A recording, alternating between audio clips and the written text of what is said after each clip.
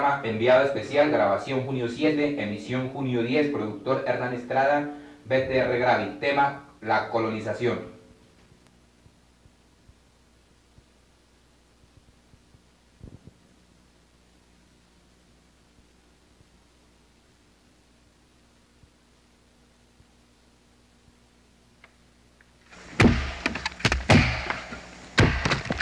Hace 3 décadas, millares de campesinos están descendiendo de las cordilleras como una bandada de hormigas que busca la selva para destruirla.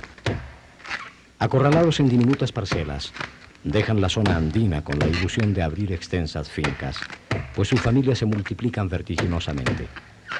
La tierra en que viven resulta cada año más estrecha y llega el momento en que no producen ni para comer durante un mes. Aunque la migración campesina hacia la selva nació con la violencia política de los años 50, hoy las causas que impulsan al hombre a colonizar son diferentes. Un estudio realizado por INCORA señala que todo se reduce a falta de tierra en las montañas. Sin embargo, con contadas excepciones, las zonas selváticas están plantadas sobre suelos muy pobres que comienzan a desmejorar aún más una vez que son derribados los árboles.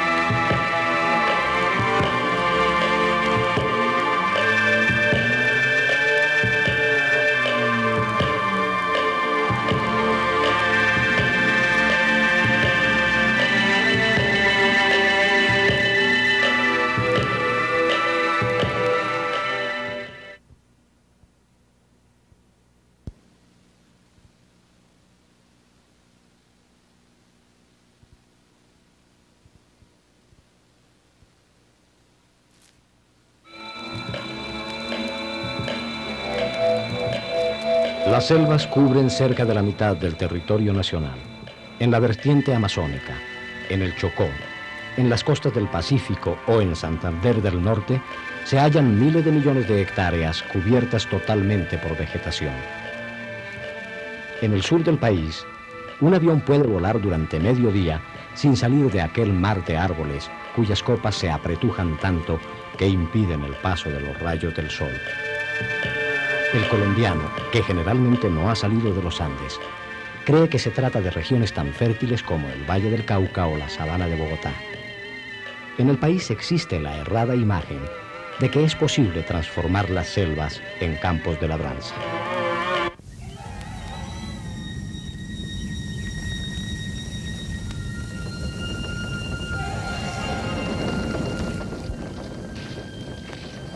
Por este motivo, donde la floresta ha sido talada, están naciendo desiertos. Los campesinos que vienen de las zonas de minifundio, en las cuales son poseedores de solares diminutos, ven que aquí pueden apoderarse de grandes extensiones y esto los deslumbra. Sin embargo, pocos años después viene la desilusión. Los institutos del gobierno encargados del problema, las universidades y decenas de comisiones de científicos extranjeros han hallado que, salvo pocas excepciones, los suelos selváticos son paupérrimos.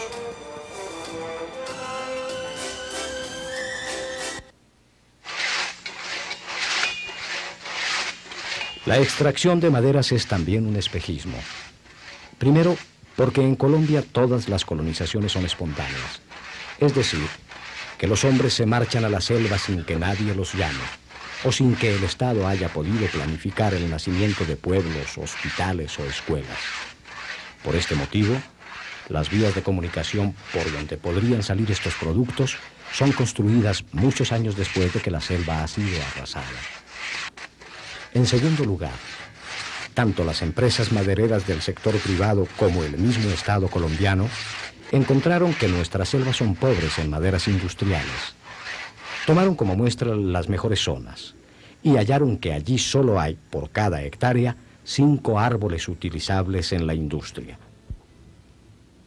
En regiones como el Caquetá, el recurso es más pobre.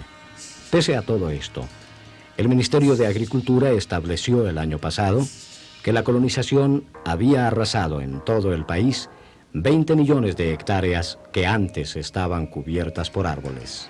Profesor hidrólogo, usted ha pasado más de 20 años haciendo investigaciones científicas en las selvas colombianas y ha encontrado que es posible colonizarlas, pero sin tumbar los árboles. ¿Cómo es esa?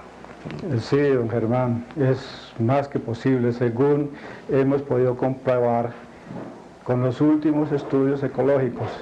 Desde hace aproximadamente 5 años se están haciendo experiencias en el bosque amazónico, las cuales demuestran plenamente que la productividad del bosque amazónico es muy superior a la productividad de la sabana que queda al destruir el bosque amazónico.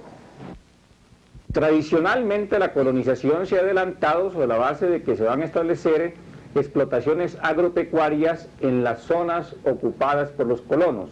Ese ha sido pues el tipo tradicional de colonización y es lo que está previsto en la ley. Desde luego que esta es otra alternativa que se plantea, la posibilidad de adelantar colonizaciones mediante la explotación de los bosques o también podría ser con el establecimiento de explotaciones agroforestales. Es un ensayo que se podría hacer perfectamente mediante la coordinación del INCORA con el INDERENA.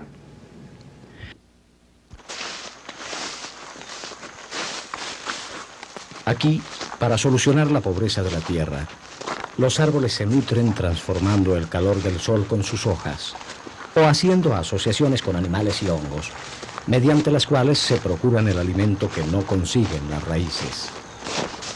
La riqueza de la selva no está en el piso, sino en las copas de los árboles. Al posesionarse de las tierras, el colono tumba los árboles y los quema. El fuego mata igualmente millones de animales que hasta entonces conformaban una fauna rica y equilibrada. Luego de arder varios días, los troncos calcinados son dejados allí mismo y sin remover, hasta que la humedad los desintegra. La primera cosecha es sembrada sobre una tierra humeante que ha comenzado a perder su poca vida por el fuego.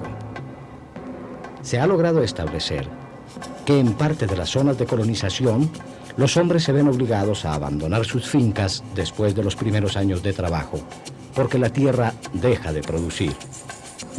Las proporciones que ha tomado la colonización en Colombia son muy grandes. Actualmente, ningún organismo está capacitado para hacer un cálculo de la cantidad de personas que se han lanzado a conquistar nuevas tierras ante la imposibilidad de conseguirlas en las regiones de montaña. El crecimiento del éxodo es extraordinario y de inmensas fajas de bosque dominadas por el hombre, INCORA solamente está interviniendo en 10 áreas, que son la menor parte de los territorios ocupados. Este mapa muestra las extensas áreas selváticas del país que han sido invadidas o están en proceso de colonización. En San José del Guaviare, una de las zonas más pequeñas, las autoridades locales dijeron que se reciben, solo por vía aérea, 48 familias al mes.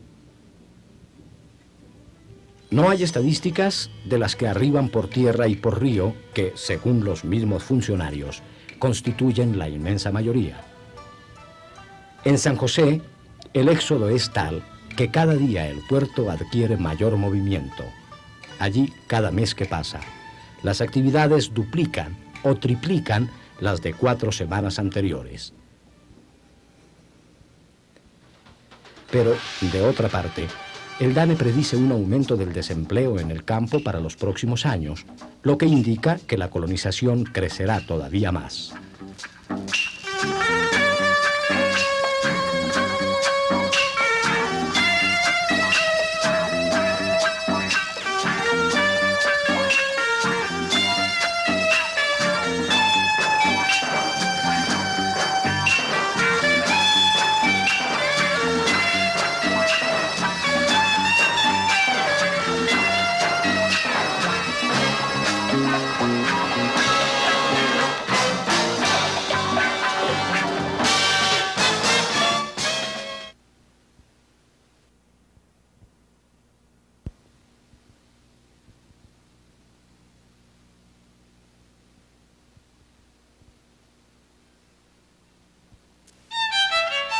Las columnas de campesinos que llegan a las zonas de colonización provienen de todos los rincones del país, desde Antioquia hasta Nariño, desde Atlántico y Bolívar hasta Boyacá. La mayoría procede de los departamentos en los cuales la tierra está más repartida, como en Caldas, o de aquellas zonas en las cuales las máquinas y los tractores le han quitado trabajo a los hombres.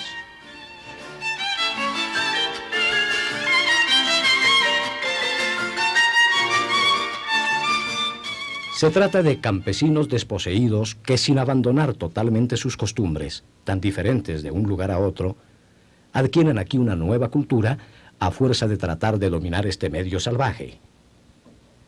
Un estudio hecho por Planeación Nacional dice que los colonos son básicamente campesinos sin tierra, que inicialmente buscan la venta de su mano de obra. Luego se lanzan a la selva porque no encuentran trabajo en los campos ni en las ciudades, incapaces de ofrecerles alguna oportunidad.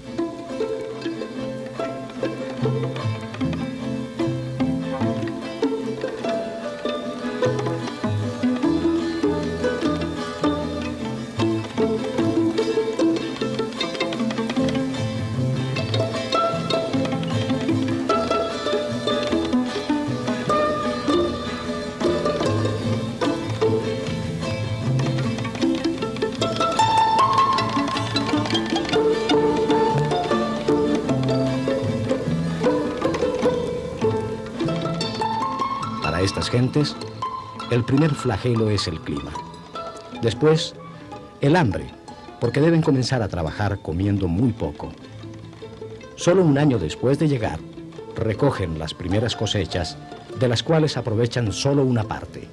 El resto se pudre, porque no tienen por dónde sacarlas a los centros de consumo.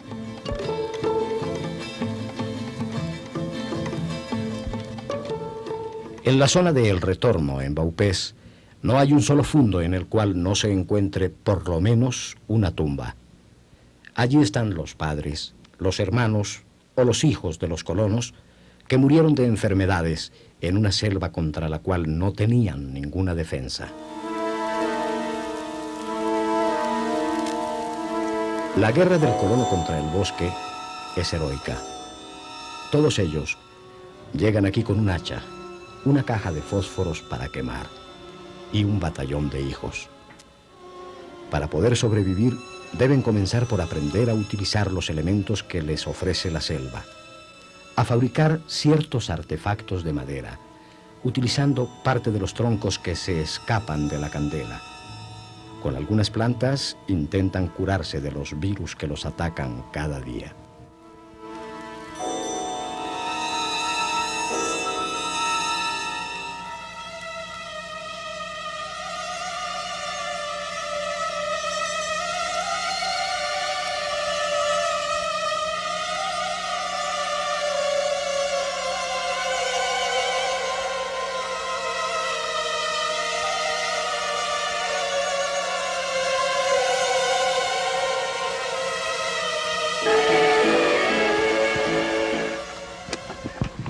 Señor Cabanzo, ¿cuánto hace que usted llegó a esta vereda? Voy para 9 años. 9 años. Sí. ¿Y cuántas hectáreas tiene cultivadas? Pues tengo cultivadas por ahí unas 16 en pasto. Sí. Y el resto en cementerita. Hay unas hectáreas. Tiene caña, ¿qué más tiene? Fuera? Caña, chocolate y café. Por ahí una hectárea revuelto en eso. Y ese trapiche mecánico que usted tiene allí, ¿cuánto le costó? ¿Cuánto vale? Eso me valió 6.630 pesos. Lo compró de contado, claro. No, señor, me prestó Incora. ¿Usted le Incora? Sí. ¿Y el resto lo compró de contado o ha recibido créditos de alguien? Tengo Incora. Tengo crédito Incora. ¿Y usted llegó aquí con mucho dinero para No, invertir? señor, el día que me bajé del avión me bajé con 17 pesos. ¿Y cuántos hijos tiene? 11. 11 hijos. Sí, señor. Cuando llegó, ¿cuántos tenía? Habían, ¿cuántos? No, más. Habían 7. Ah, sí. Sí, ya no había 3. ¿Y por qué le llamó la atención venirse a San José del Guaviare? Porque yo estaba muy sufrido y no conseguía ni para comer. ¿Y dónde vivía? Yo viví en Santander del Sur primera vez. Sí. Y seguida me vine para llano y tampoco conseguí nada. Entonces me resolví a meterme aquí a morir o a vivir. Usted es un hombre bien acomodado. ¿Cómo ha conseguido lo que tiene? Sufriendo. Sufriendo. Sí, ¿Y señor. la señora y los hijos trabajan en la casa, trabajan en la casa o le ayudan en el campo? En el campo hay unos que salen a trabajar, otros trabajan aquí. Usted me decía que su esposa también Sí, echa claro, machete. sí, hacha no, pero peinilla sí.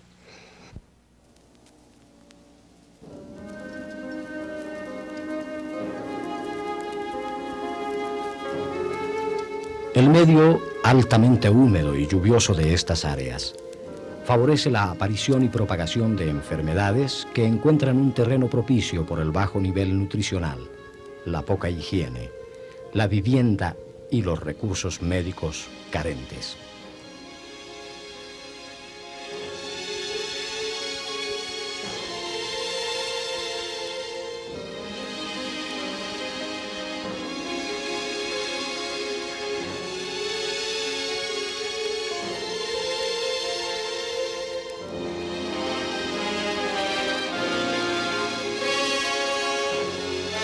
La comida del colono se limita al plátano, la yuca y una serie de tubérculos que no alimentan. Al ser arrasado el bosque, millares de variedades de frutas y raíces silvestres de un alto poder nutritivo también han desaparecido. Con la llegada de estas gentes, la fauna se ha extinguido. En zonas como la de Platanales, en Vaupés, un año después de la invasión de colonos, la carne de monte estaba prácticamente agotada. El pescado es escaso en los ríos, pues ante la necesidad de grandes cantidades, el agua ha sido envenenada con barbasco, un bejuco que mata desde peces adultos hasta larvas recién nacidas.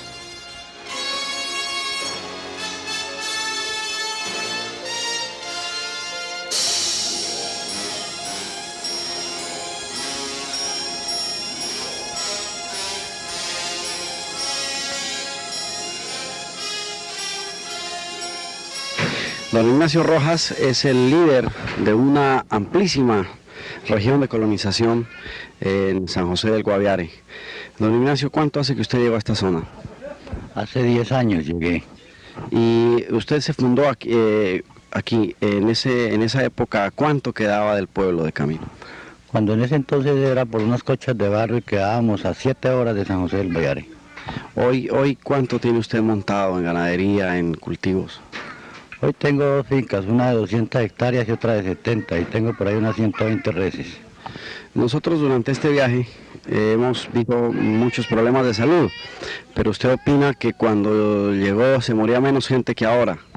Naturalmente que sí, cuando nosotros llegamos moría muy poca gente porque la misma selva nos ayudaba. En ese entonces había mucha carne y tal vez con eso era que nos sosteníamos. Hay mucha población y es más difícil. ¿Carne de qué había? Había de danta, de cajuche, de pava, pajuil, lapa. ¿Hoy está extinguida esa carne? Y está totalmente agotada por la presión de colonización. ¿Usted por qué se vino para esta zona? Precisamente porque había una ampliación aquí de las tierras y uno llegaba y cogía la que podía necesitar. Usted ha dirigido otras colonizaciones antes, ¿no? Sí, antes estuve en Puerto López y luego de Puerto López fui al Caquetá y no me gustó allá y me vine luego a esta colonización. El índice de enfermedades es alto en la población infantil y en los viejos, pese a que se trata de males conocidos y de fácil prevención. San José de Calamar, un pequeño pueblo en el corazón de la selva del Guaviare, con una historia trágica. Es el centro palúdico del Vaupés y desapareció en 1936, cuando luego de ser la primera capital de la comisaría, perdió su rango. Entonces los habitantes comenzaron a abandonarla, hasta dejarla totalmente desierta. Hace 2 años, San José de Calamar volvió a nacer, gracias a una corriente de colonos que se desplazaron hasta aquí desde Medellín del Ariari, pero hoy nuevamente está condenada a morir por el paludismo que mina a más del 95% de la población. Es un paludismo que los médicos de los servicios de salud han encontrado muy resistente. Por esto piensan que es mejor no hacer ningún servicio fijo, con el fin de obligar a los habitantes a abandonarla, porque estiman que la zona es una trampa mortal. Sin embargo, esto parece imposible, porque por cada persona que se vaya, llegan no menos de 5 a 6 más. La avalancha de colonos que está volcándose sobre esta zona es tal que Calamar queda aproximadamente en la mitad del viaje entre San José del Guaviare y Miraflores, una distancia como la que separa a Cali de Bogotá. Sin embargo, estas selvas están ya prácticamente dominadas por esta legión de colonos que caen de todos los puntos cardinales del país. Calamar no tiene centro de salud, no tiene médico, no tiene enfermera, no se consiguen drogas. Los servicios de salud buscan en esta forma presionar para que la gente abandone antes de morir. En esta oportunidad, ¿cuántos días lleva en cama? Tengo por ahí, máximamente por ahí unos 8 días. ¿Y usted, quién la receta a usted? Pues cuando tenemos con qué, pues yo voy a San José y me hago ver de los médicos. ¿Y esta? De lo contrario, pues aquí no. Ningún médico me ha visto aquí. ¿Y ahora quién la ha recetado? Aquí nosotros. ¿El esposo? Sí, él, el esposo. ¿Qué está tomando? Pues anoche yo no sé qué me harían porque yo estaba muy enferma. Él ahí me hizo un poco de vainas. ¿Cuánto vale ir a San José para que la vea el médico? El solo pasaje vale 112 pesos. ¿Y los remedios se los regalan? No, doctor. Eduardo Perdomo es el presidente de la Junta de Acción Comunal de Calamar. Señor Perdomo, ¿cuánto hace que usted vive aquí? 3 años. ¿En esos 3 años ha venido alguna misión médica oficial a ver a la población? Han venido como por paseo. ¿A usted le han dado fiebres palúdicas? Prácticamente, sí, constantemente, ¿no? Nos dan fiebre y nos las tratamos por ahí con pastillitas y volvemos y quedamos así, pasivamente mientras vuelven y nos dan, porque no tenemos ningún auxilio de drogas. ¿Cuántas personas son en su hogar? 3 personas. ¿Y las demás tienen paludismo o fiebres? Pues se encuentra la señora mía, ¿no? Enferma, con fiebre, pueden ser palúdicas o algo otras cosas, ¿no? Pero prácticamente lo más esencial aquí es la fiebre palúdica. ¿Y el hijo ha tenido ataques? Sí, señor, cómo no. Fiebre, ¿no? Un Cortés, ¿usted qué hace aquí en Calamar? Yo aquí hace 2 meses que estoy aquí nada más. ¿Y qué está haciendo? Hice una cosita de maíz aquí donde don Eduardo Resiac. ¿Y ya terminó de sembrar el maíz? Sí, señor, señor. Y está bonito el maíz, está muy bonito el maíz. ¿Y ahora qué va a hacer? Ahora vamos otra vez a San José. ¿Y tiene con qué irse a San José? Nada. ¿Y ya se le acabó el trabajo o hay algo que hacer en el pueblo? Yo creo que no hay que hacer eso. Ahora nada aquí en el pueblo. ¿Y usted tiene paludismo? Aquí, la paludismo hasta los árboles. Bajo de este techo está el precio que le paga el hombre colombiano a la selva en esa lucha a muerte que han entablado en los últimos 20 o 30 años. Esta es la casa de Misael Piñeros.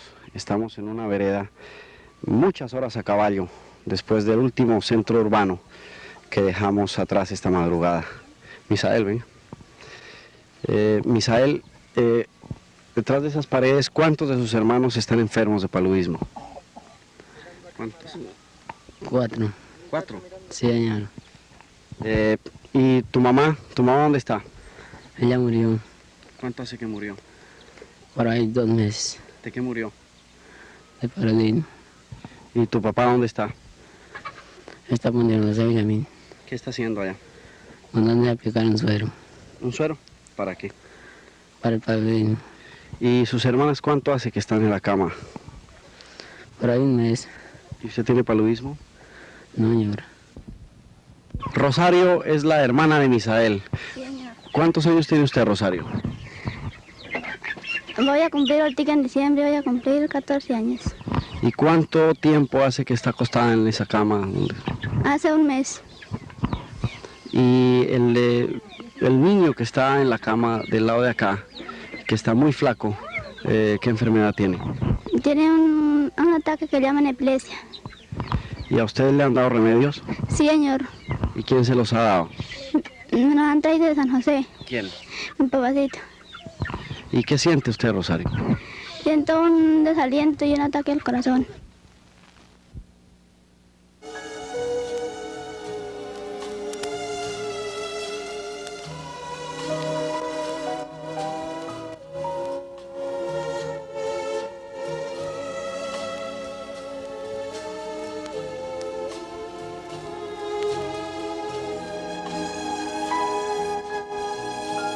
En lo que respecta a titulación, el INFORA ha dado alrededor de 153.000 títulos sobre 3.850.000 hectáreas en forma directa, y a través de contratos de delegación que celebró en el pasado con las gobernaciones, 14.000 títulos sobre 822.000 hectáreas.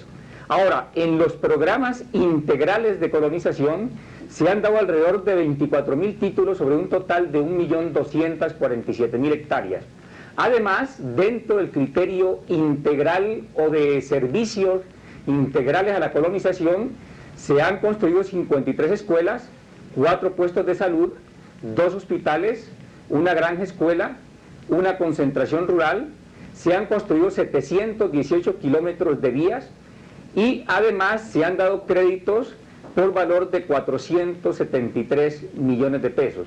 Es la inversión total que ha hecho el INFORA en las zonas de colonización, suma un monto de 1.174.875.000 pesos.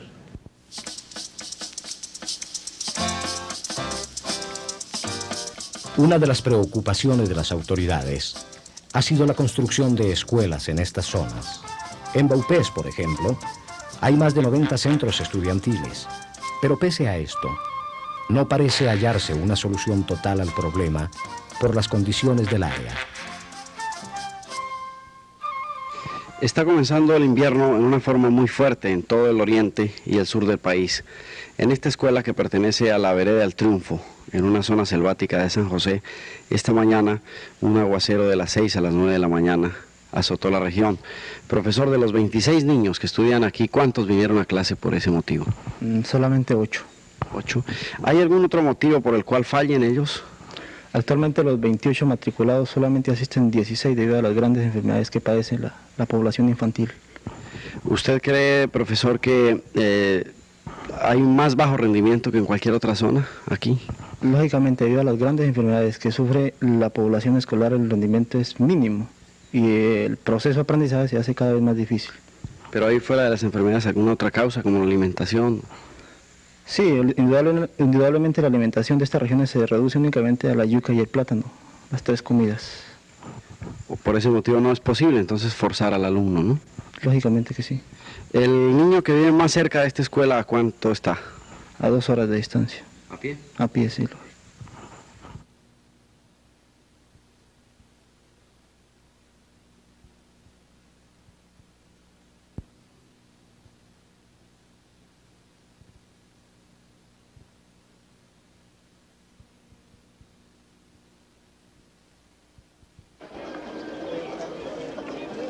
Cada frente de colonización gira en torno de un centro abastecedor y comprador, donde es posible conseguir ciertos empleos y algunos servicios.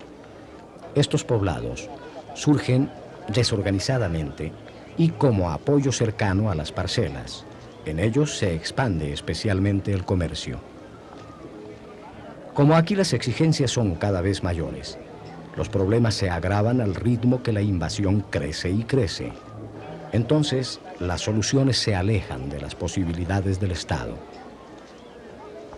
Este es San José del Guaviare, una ciudad ubicada en el límite de la selva y el llano.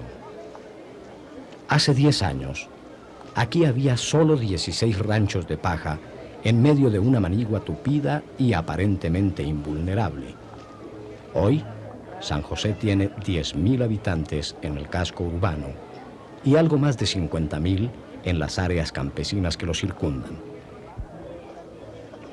San José es el clásico pueblo de colonización, pujante, convulsionado, donde el dinero corre por ríos en épocas de cosecha. Su crecimiento es tal que hace 4 años se proyectó un acueducto para 1.000 habitantes. Al terminarlo, solo beneficiaba a una mínima parte de la población.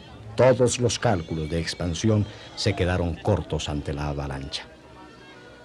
La historia de la ciudad es la misma de Chicorodó, de Florencia, de Saravena, de decenas de centros que son el corazón de otras tantas tierras de colonos.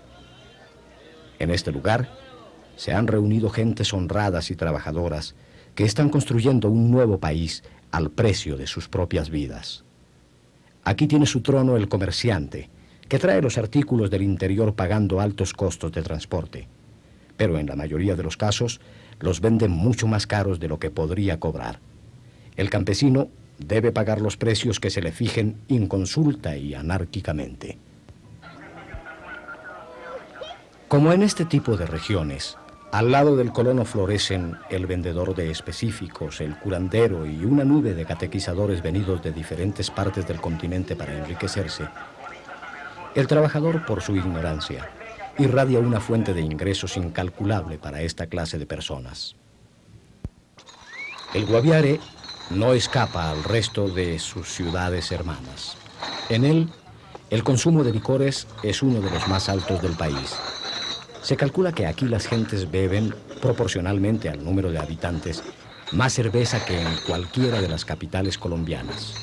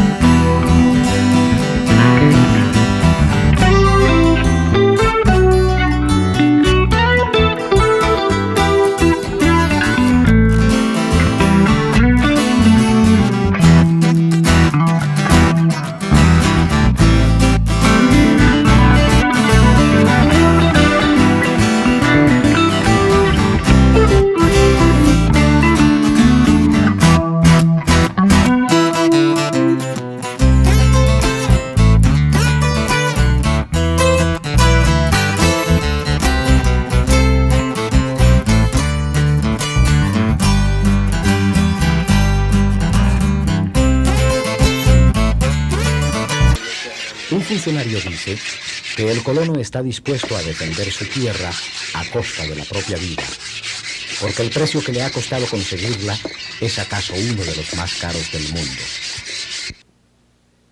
Don Alejandro, ¿usted es dueño de cuánta tierra aquí? De 95 hectáreas que me vendieron. ¿Y cuánto le costaron esas 95? 9.500. ¿A quién se las compró? A Luis Nieves.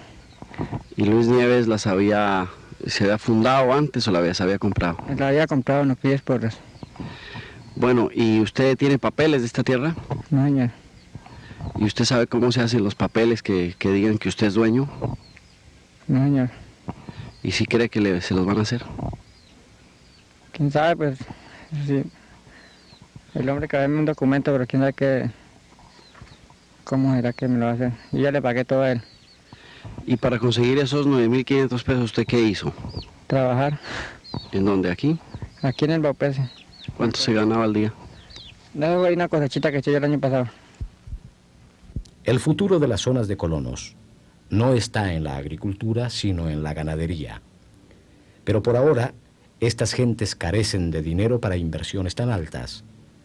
Hoy se pierden miles de fanegadas con pastos ociosos. Y los bancos dicen que no pueden hacer préstamos porque este campesino carece de papeles de propiedad.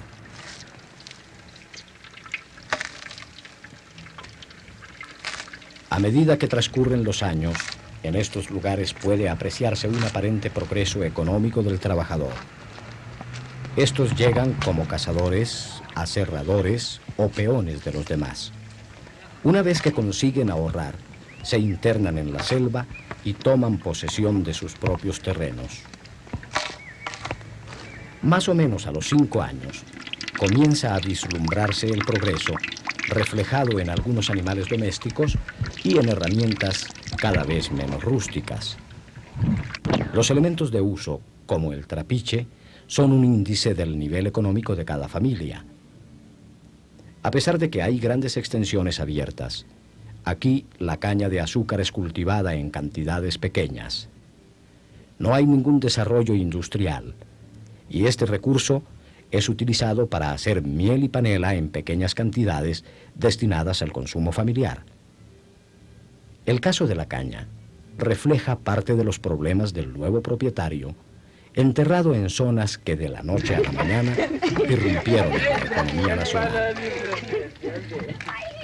Una prueba de esto es que, en general, las extensas zonas robadas a la selva en los diferentes puntos cardinales del país están mandando a los mercados grandes volúmenes de productos.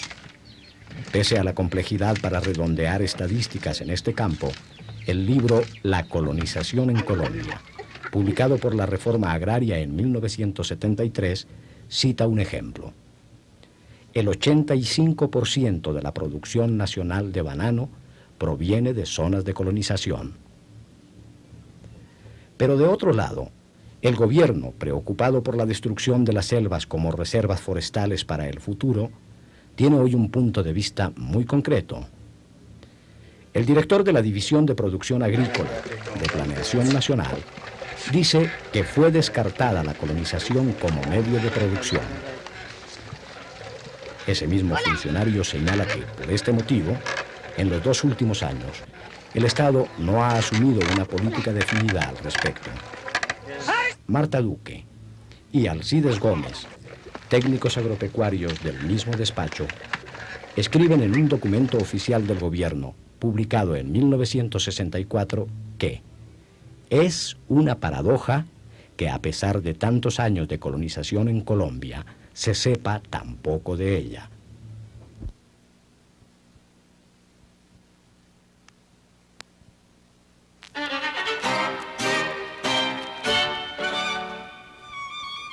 En estas tierras, no es difícil distinguir cuáles son las familias que han llegado primero a cada lugar.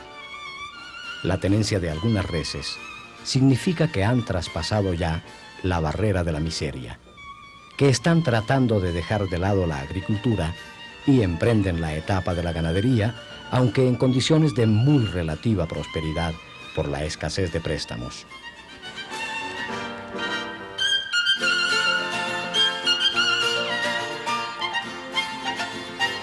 Después de varios años de un trabajo intenso y solitario, el inmigrante encuentra que su bolsillo ya no está totalmente vacío, pero de todas maneras, sus costumbres continúan intactas.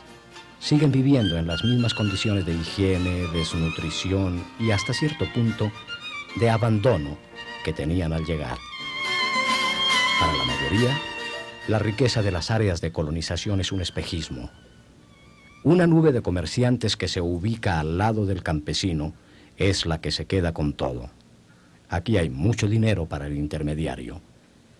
Al colono le quedan costos muy altos de producción por la lejanía y el aislamiento.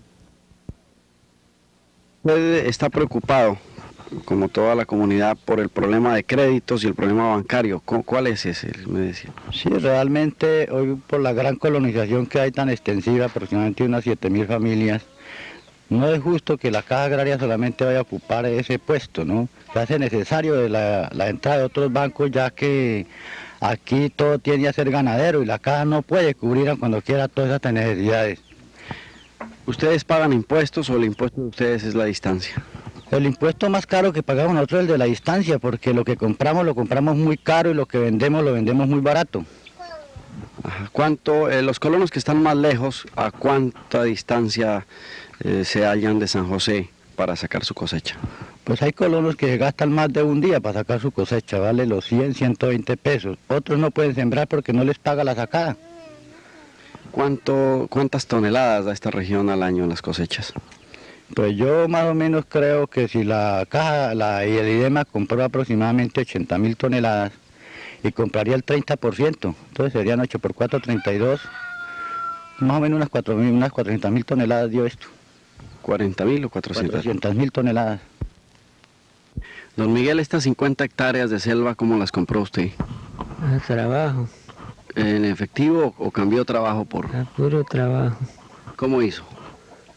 Sacando madera cerrada para cambiar. ¿Y a quién se la...? ¿Ah? Para pagarlas. ¿Cuánta madera cerró? 200 piezas. ¿Y cuánto duró cerrando esa madera?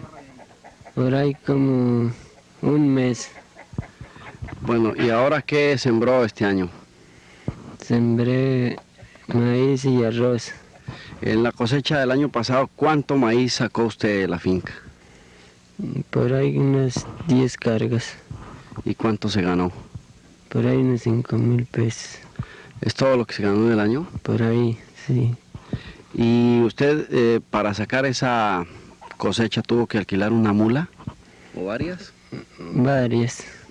¿Y cuánto le cobraban por sacar cada bulto a la carretera? Por carga, 40 pesos. ¿Y a cómo vendía la carga? A 340. O sea, a 170 el bulto, ¿no? A 170 el bulto. La casa está a 7 kilómetros de la carretera, ¿no es cierto? Sí. Cuando usted llegaba a la carretera, ¿tenía que dejar a guardar eso mientras venía por más? A guardar mientras venía por más. ¿Y ahí en la carretera le cobraban por cuidarle esa carga? Sí. ¿Cuánto le cobraban? Por ahí 1 peso. Para la administración actual, la prioridad en las zonas de colonización son las vías. En el Vaupés, un gobierno integrado por ejecutivos jóvenes ha realizado hasta hoy un vasto plan en tal sentido y las selvas están siendo penetradas por amplias carreteras. Doctor Franco, esta administración, ¿por qué ha concentrado el 80% del esfuerzo en carreteras? Bueno, estamos realizando a plena cabalidad la política del señor presidente López de unir las dos Colombias, la Colombia rural y la Colombia urbana. Usted sabe que en una zona de colonización lo más importante que puede haber es el aspecto de vías. Vías que se le dé a esos colonos con el único fin de poderse integrar al centro del país. ¿Cuántos kilómetros de carreteras han hecho ustedes? Bueno, se han hecho hasta ahora aproximadamente en esta administración 150 kilómetros. Aparentemente puede ser muy corto, pero usted se ha dado cuenta que esos 150 kilómetros se han trabajado única y exclusivamente en la selva. Se ha venido descapotando, tumbando monte, que es supremamente difícil. Además, las condiciones del tiempo, esta zona tiene aproximadamente 3 o 4 meses de verano y en esos meses debemos duplicar el trabajo para poder conseguir nuestro fin. Como logros ya de ese plan vial y como desembotellamiento que se ha logrado el campesino, ¿qué reflejos hay en los precios, en la producción? Bueno, necesariamente hay una relación más equitativa de ingresos y egresos para la población. Y es así como nosotros pudiendo tener vías, la única manera de que se pueda bajar el costo de vida, de que aumente la producción, de que el campesino se sienta integrado al centro del país. El Vaupés ya tiene salida al resto del país. Exactamente, por primera vez en la historia logramos hacer la carretera San José-Puerto Arturo, que va a comunicar esta carretera con el centro del país, Villavicencio y Bogotá. Es una carretera que tiene una extensión aproximada de 25 kilómetros. El año pasado, ¿cuántas toneladas salieron en la cosecha? El año pasado, le puedo decir el número, la cifra más o menos que costó la cosecha, aproximadamente fueron 110 millones de pesos. ¿Cuántos podrán salir ahora por lo que hay vías? Yo creo que este año aproximadamente podrán salir entre 180 y 200 millones de pesos. ¿Cuál es el eje principal de la administración del Vaupés? El eje principal que hemos procurado llevar es honestidad y trabajo, dejando de lado la política de escritorio y yéndonos directamente a las regiones más apartadas donde se encuentra la mayor parte de los problemas y donde se pueden tratar en una forma mucho más objetiva y más cercana a la realidad. Yo he visto muchos profesionales jóvenes en esta administración como en ningún otro territorio nacional. ¿A qué se debe? Obedece a que nosotros hemos llegado a la conclusión de que sería trascendental que todos los profesionales jóvenes tuvieran siquiera un lapso de tiempo prestando un servicio a los territorios nacionales y hemos querido vincular el mayor número de profesionales ya que el nivel académico de la comisaría del Vaupés apenas se encuentra en 5º bachillerato. En esa forma podemos preparar los futuros dirigentes de la misma comisaría ya dentro de las personas que han nacido dentro de la región. El Vaupés tiene una población, se podría decir, mixta. ¿Con qué criterio llevan ustedes la política indigenista aquí? se está tratando por todos los medios de lograr una integración y unificar una política indigenista para evitar una serie de errores en que existen una serie de entidades que llevan programas no coordinados y que en esa forma pues está retrasando cualquier trabajo que se pueda llevar en el campo con los indígenas. Hemos adelantado pues una integración de todos los organismos del Estado y de todas las entidades que están trabajando dentro de la comisaría para en esa forma unificar trabajos y dar mayor margen a los esfuerzos tanto humanos como los recursos económicos. Rafael, usted y yo fuimos compañeros durante muchos años en la sala de redacción del Tiempo. ¿Usted por qué dejó el periodismo para venirse para acá? Porque yo considero que llega un momento en que uno debe pasar de ser observador a actor.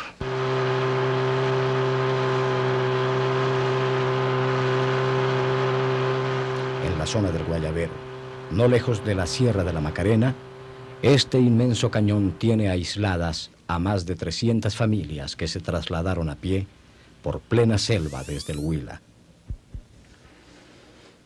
En verano, las aguas del raudal son tan indefensas que nosotros pudimos cruzarlas lentamente en un bote para fotografiar el sitio temido por cuantos lo conocen. Pero en la estación de lluvias, el río, de unas 4 cuadras de ancho, se emboquilla por entre estas rocas.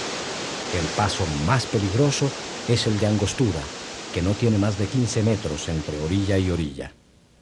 En esta estación, el nivel de las aguas sube hasta la altura de un edificio de 6 pisos y la corriente se torna impenetrable.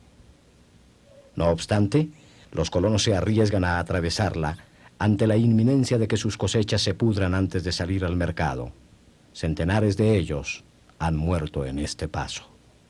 En invierno este raudal es lo más pavoroso. Aquí se han perdido muchas vidas humanas, cosechas, casi todos los años.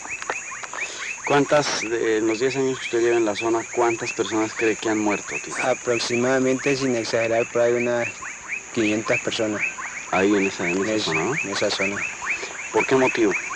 Porque se bajan con las cosechas pues, y se meten en el raudal y de allí pues que entonces se fracasa.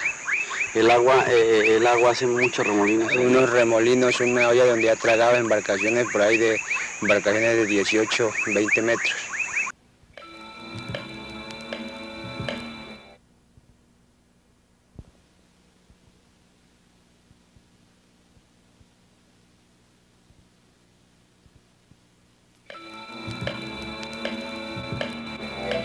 En esta nueva Colombia, que diariamente se expanden más y más, las obras de ingeniería no son suficientes.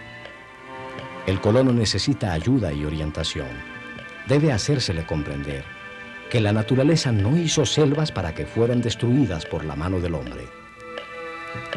En estas florestas inmensas, la riqueza no está en el suelo, sino en la copa de los árboles.